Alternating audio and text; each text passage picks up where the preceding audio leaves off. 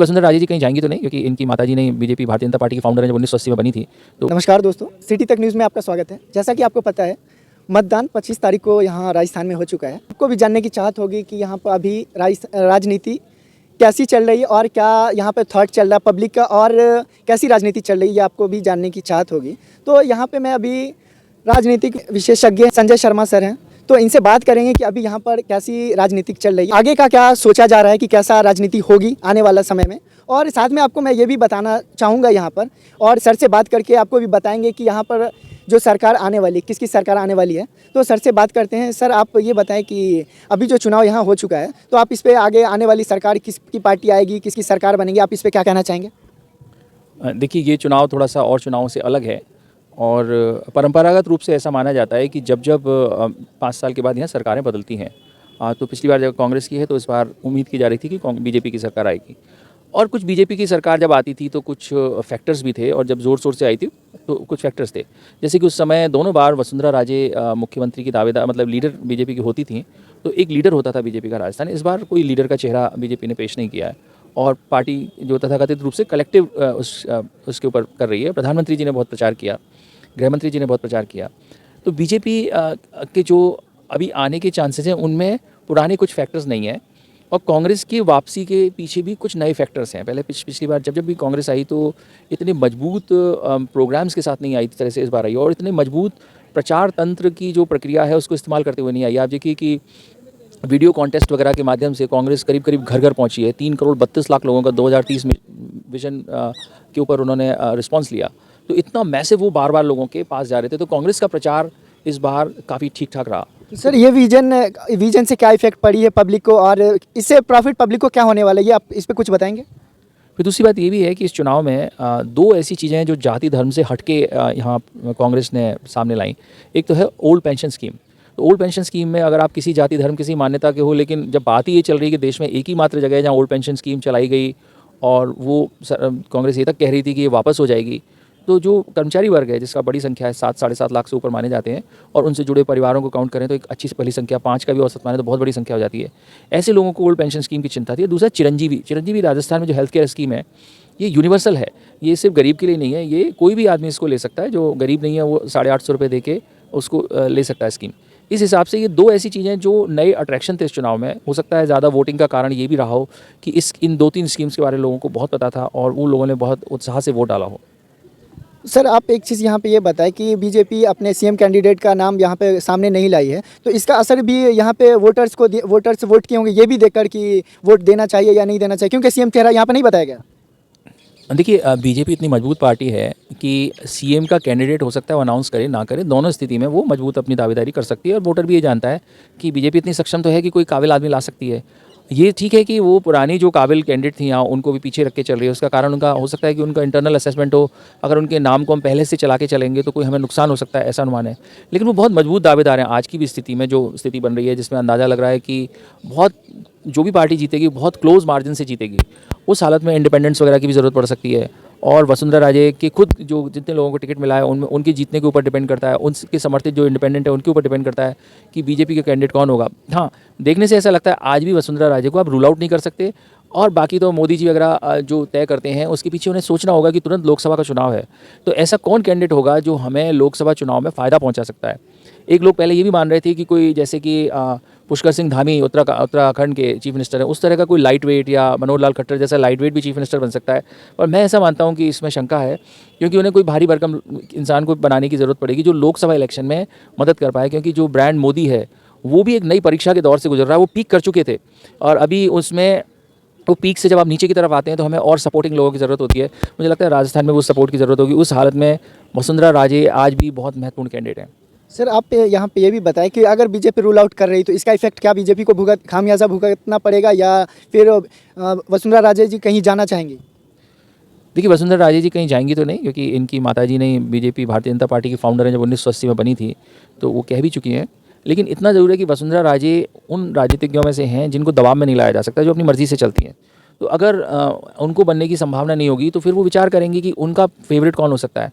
फिर जो independent candidates हैं, जो बीजेपी समर्थित या वसुंधरा जी वाले सीधे समर्थित हैं, उनके नज़रिए पे देखना होगा कि वो बीजेपी के ही लोगों को समर्थन देना चाहेंगे, या वो अशोक गहलोत की तरफ जा सकते हैं, जैसा कि पहले हो चुका है। जब अशोक गहलोत की सरकार गिराने की बात हो रही थी तो जो वसुंधरा समर्थक एमएलएज़ हैं उन्होंने अशोक गहलोत की मदद कर दी। तो ये सब संभावनाएं देखते हुए बीजेपी को अपने विकल्प चुनने होंगे। सर आप यहाँ पे कांग्रेस पे क्या बताना चाहेंगे कांग्रेस के लिए, क्योंकि कांग्रेस भी अपनी सीएम कैंडिडेट का वहाँ पे नाम नहीं बताया गया है। देखिए, सीएम कैंडिडेट का कांग्रेस ने नाम नहीं बताया, परंपरागत रूप से ऐसा होता भी रहा है। और एक इसका शायद टैक्टिकल कारण भी था कि जो सचिन पायलट के समर्थक हैं उनके मन में उम्मीद बनी रहनी चाहिए आखिर तक कि अभी भी चीफ मिनिस्टर बनने का मौका है। लेकिन अगर बात कही जाए चीफ मिनिस्टर की तो जो ज़्यादातर टिकट मिले हैं वो अशोक गहलोत के समर्थकों को मिले हैं और पूरी ब्रांडिंग अशोक गहलोत पे, ये पूरा चुनाव अशोक गहलोत वर्सेस नरेंद्र मोदी था। तो उस हालत में मुझे नहीं लगता कि अशोक गहलोत को इग्नोर किया जा सकता है चीफ मिनिस्टर के नाते। हाँ, कोई बहुत बड़ा बहुमत आ रहा होता, पता लगा 150 कांग्रेस के आ रहे होते तो जो सेंट्रल लीडरशिप है वो सोच सकती थी कि वो अपनी मर्जी के किसी व्यक्ति को बना दे। लेकिन अभी तो ऐसा लग नहीं रहा। क्लोज चुनाव है तो उस हालत में अशोक गहलोत के हाथ में कमान सौंपनी पड़ेगी।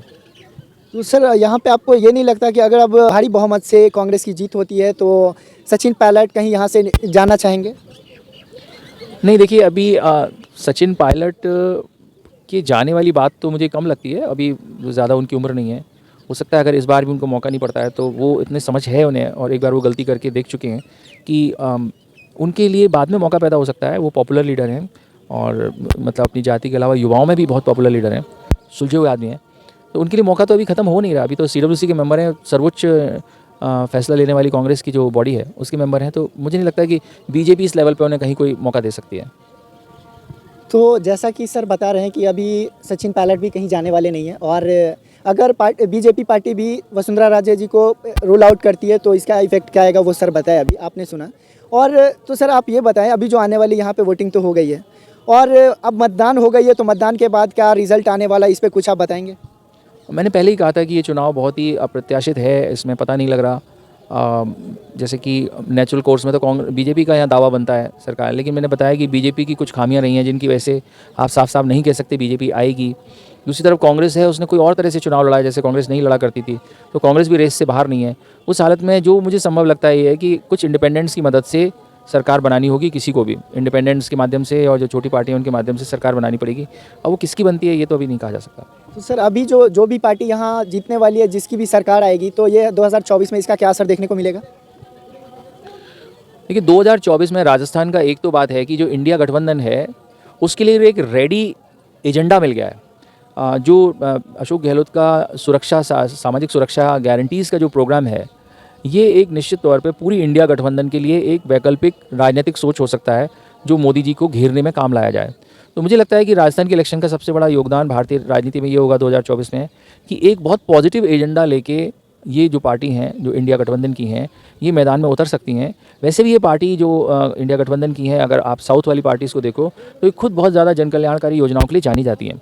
तो इस हालत में जो राजस्थान का कंट्रीब्यूशन है वो ये नज़र आएगा कि राजस्थान का ये सारा की सारा प्रोग्राम लगभग इंडिया गठबंधन इसे स्वीकार करेगा और पूरा चुनाव इसके आधार पर लड़ेगा। और बीजेपी के ऊपर भी ये दबाव रहेगा कि कुछ जन कल्याणकारी योजनाएं, जैसे कि मुझे ऐसा लगता है कि आयुष्मान को निश्चित तौर पे बढ़ाने की और यूनिवर्सल होने की उम्मीद है मुझे, शायद बीजेपी को करना पड़ जाए।